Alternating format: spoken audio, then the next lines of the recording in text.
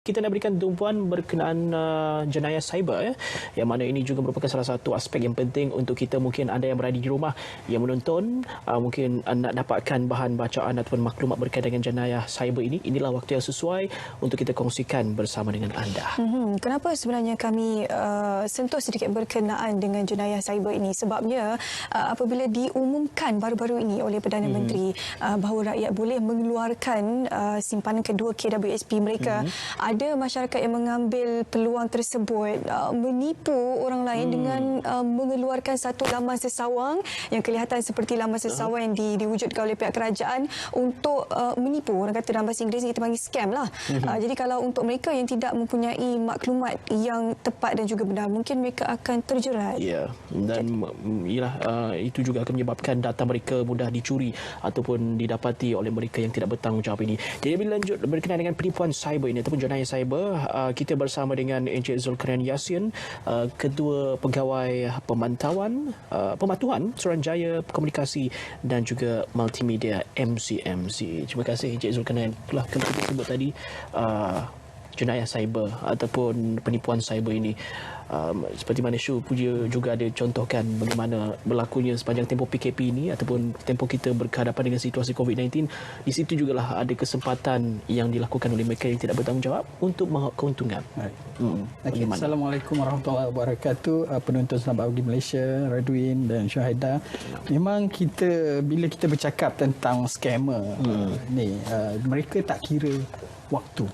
Waktu tenang, waktu darurat ataupun waktu orang dalam keadaan kesusahan, mereka tidak berhenti bekerja. Dan sebenarnya mereka lebih pantas daripada apa yang diumumkan. Mereka lebih cekap daripada apa insentif yang diberikan oleh kerajaan dalam membuat satu perancangan untuk menipu. Dan kalau kita lihat dalam aspek penipuan cyber ni ataupun scammer ni, dia bertitik tolak kepada keadaan suasana semasa. Dia mengambil kesempatan daripada keadaan orang yang bimbangkan dua perkara sekarang ni. Satu, ketakutan atau kebimbangan tentang keselamatan. Keselamatan iaitu pelindungan diri daripada wabak COVID-19 ini. Yang kedua, apabila PKP dilaksanakan, tentulah masyarakat ataupun rakyat bimbang tentang kelangsungan hidup. Apabila kita bercakap tentang kelangsungan hidup, ini adalah melibatkan aspek-aspek keuangan. Jadi sebab itu apabila kerajaan mengumumkan package rangsangan, insentif, pengeluaran EPF dan sebagainya, adalah di sinilah timbul kesempatan-kesempatan yang diambil oleh setengah-setengah pihak untuk menipu ataupun men-scamkan orang ramai. Jadi kalau kita lihat di sini, apa yang kita dapati daripada pemantauan kita di pihak Suruhanjaya Komunikasi dan Multimedia, terdapat 4 perkara yang sering dilakukan. Satu adalah penjualan peralatan keselamatan berkaitan dengan COVID-19 ini, terutamanya face mask. Dan menurut statistik PDRM, sebanyak 133 laporan polis telah dibuat melibatkan kerugian sebanyak 1.1 juta ringgit. Hanya face mask saja. Hanya face mask. Kita tidak mengambil kira perkara-perkara seperti hand sanitizer yang mungkin juga ada dikatakan kekurangan di dalam pasaran, sebenarnya tidak berlaku pun. Begitu juga mungkin ada apa-apa peralatan alat bantu kesihatan yang diperlukan. Jadi ini satu, kita cakap jualan. Yang kedua adalah apa yang kita panggil aktiviti-aktiviti yang melibatkan penggondaman ataupun phishing. Phishing ini pengambilan ataupun pengumpulan maklumat peribadi. Ini Syuhada bagi contoh tadi, laman sesawang yang mengatakan borang EPF dan sebagainya. Padahal perkara tersebut diumumkan oleh EPF hanya berkuasa pada boleh dibuat pada 1 hari bulan Mei. Jadi mereka lebih pantas. Jadi ini yang kedua itu phishing. Yang ketiga adalah yang berkaitan dengan malware. Malware atau malware ini apa yang kita kata perisian jahat lah. Okey, malicious intent lah, dia ada niat jahat di mana dia akan pancing orang untuk klik kepada suatu link. Jadi saya bercakap tadi tentang orang bimbang tentang keselamatan, nak informasi semasa tentang di mana di daerah mana berlaku ada COVID-19, berapa situasi, berapa kematian. Jadi maklumat sangat berharga dan orang dahagakan maklumat pada ketika ini. Banyak meluangkan masa di media sosial. Betul. Jadi di situlah mereka menggunakan perkara tersebut, orang mencari maklumat dan mereka menawarkan maklumat tersebut, tetapi dengan di sebalik tawaran tersebut ada link-link dalam sama ada berbentuk email atau sebagainya ataupun di website, laman sesawang ataupun WhatsApp yang kita terima, mereka masukkan malware.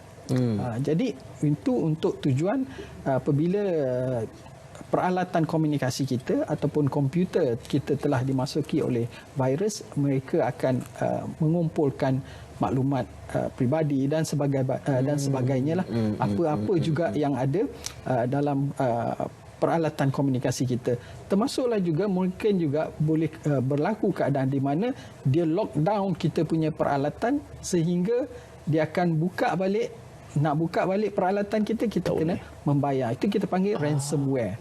Jadi itu satu aspek. Yang keempat adalah sekarang ni musim kita mengambil kesempatan terhadap naturally kita ni orang yang baik dan penyayang dan ingin menderma, membantu. Jadi banyaklah aktiviti kutipan derma yang tidak tentu tak dapat ditentu sahihkan, betul ataupun tak.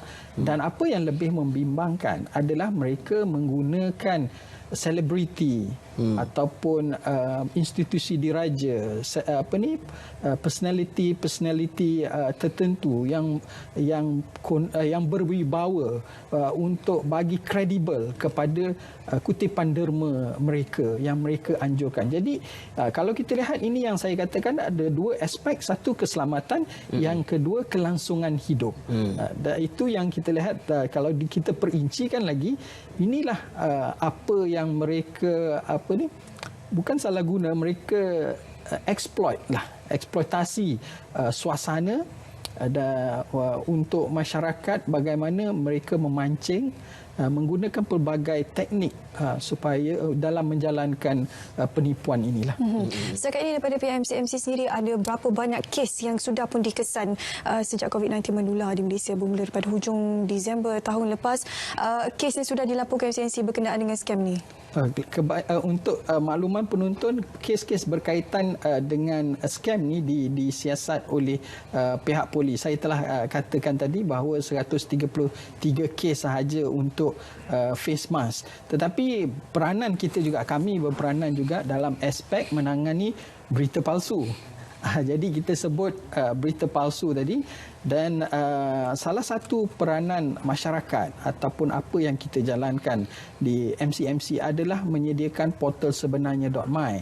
Sebenarnya.my bukan sahaja berperanan untuk menangani berita palsu, tetapi kita ada juga segmen untuk waspada. Jadi dalam sepanjang tempoh COVID-19 ni, kita ada tab khas untuk untuk COVID-19 ni. Berita-berita palsu berkaitan dengan skam ini kita kategorikan sebagai waspada adalah laman web palsu Bank Negara Malaysia, KWSP, Bank Simpanan Nasional menawarkan tawaran bantuan sara bantuan keuangan, dan juga NADMA.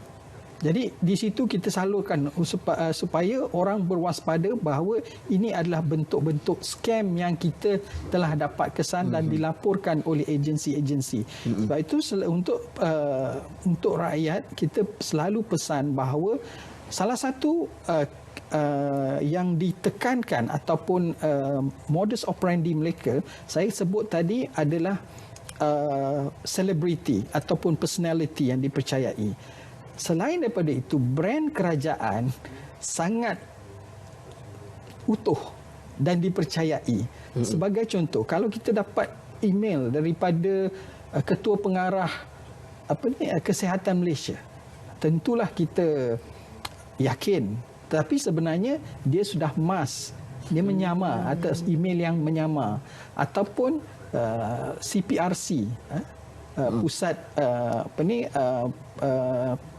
pusat penyakit berjangkit, kan? Dan juga MKN. Jadi penyamaran itu banyak, dan akaun palsu yang menggunakan brand kerajaan ini ataupun institusi kerajaan ini banyak. Jadi kita lebih rakyat atau apabila duduk di rumah dan melayari internet, mencari maklumat ataupun apa saja aktiviti atas talian, perlu lebih peka dan prihatin tentang di dalam internet ini ada unsur-unsur penipuan yang cuba memancing kita untuk memerangkap kita untuk menjadi mangsa. Jadi ini yang kita harus tekankan dan rakyat harus faham. Baik, Encik Zulkarnain tadi menyatakan bahawa dengan ada link-link tertentu yang menyamar menggunakan nama kementerian, menggunakan nama-nama agensi yang terlibat ini untuk menyebarkan link yang palsu ataupun penyamar. Bagaimana kita nak bezakan link itu, link yang sebenar ataupun link ini wujud ataupun tidak, sebagai pengguna di rumah yang mungkin dari segi teknikalnya kita tak berapa memahami, tapi nak membezakan link yang benar ataupun sebaliknya. Okey. Terutamanya bagi media sosial, kebanyakan penyedia platform media sosial seperti Telegram, Facebook, Twitter dan sebagainya, dia ada blue tick. Blue tick itu menyatakan bahawa sesuatu akaun itu adalah telah sahkan bahawa itu adalah official social media account ataupun social media account ataupun akaun tersebut telah ditentusahkan oleh organisasi tersebut. Dan kita telah banyak membantu agensi kerajaan dan juga pemimpin-pemimpin kerajaan untuk dapatkan blue tick tersebut. Kerana sebagai contoh, di laman Telegram sebagai contoh, kita dapati ada 3 laman MKN yang palsu, akaun MKN palsu.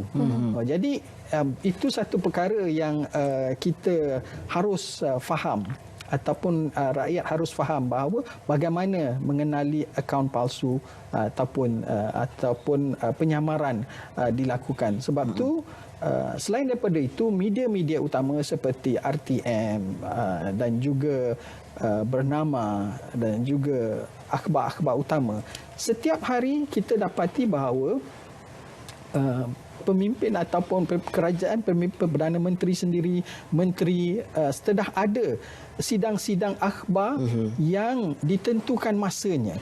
Ikuti perkembangan ini di saluran yang rasmi. Jadi dalam aspek ini kerajaan lebih terbuka dan telah menyediakan saluran-saluran untuk kita menyemak kenapa perlu kita pergi atau mempercayai apa-apa juga dapatan ataupun hantaran yang kita belum tentu sahkan. Okey, mudah saya sekarang ni sebenarnya kita sentiasa berikan informasi yang terkini untuk anda melalui sebenarnya.my ya, Cik Zulkarnain. Jadi di kesempatan ini kita minta Cik Zulkarnain untuk kongsikan sikit pesanan ringkas kepada masyarakat di luar sana untuk tidak terjebak dan juga menjadi mangsa scam di luar sana. Kepada masyarakat di luar sana, apa yang penting adalah kita harus bertenang, jangan panik. Itu yang pertama. Yang kedua adalah apa-apa juga pancingan seperti limited stok terhad, itu satu bentuk pancingan supaya menggalakkan kita untuk mengambil tindakan segera yang terburu-buru. Itu yang kedua. Yang ketiga, pergilah ke saluran rasmi. Kita dah kumpulkan, kita sediakan portal sebenarnya.my untuk semak berita palsu. Yang kedua, untuk memberi peringatan tentang scam. Yang ketiga, jika anda ragu-ragu, boleh juga melalui portal sebenarnya.my menyalurkan kepada kami. Kami buat kerja untuk anda untuk semak sahih ataupun tidak. Jadi ini adalah perkara-perkara yang perlu diambil perhatian. Kita telah sediakan platform. Tanggungjawab dan tugas anda menggunakannya sebaik mungkin. Okey, baik. Terima kasih Encik Zulkarnain Muhammad Yassin selaku Ketua Program Pematuhan Suruhanjaya Komunikasi Multimedia MCMC untuk kongsi berkenaan dengan apakah yang masyarakat perlu tahu berkenaan penipuan cyber. Baik, terima kasih. Kita juga ambil peranan dalam perkara ini ya. Berhati-hati ketika melayari internet, klik dengan bijak dan pastikan anda tahu adakah link tersebut benar ataupun sebaliknya untuk mengelakkan anda juga menjadi mangsa penipuan jenayah cyber ini. Baik.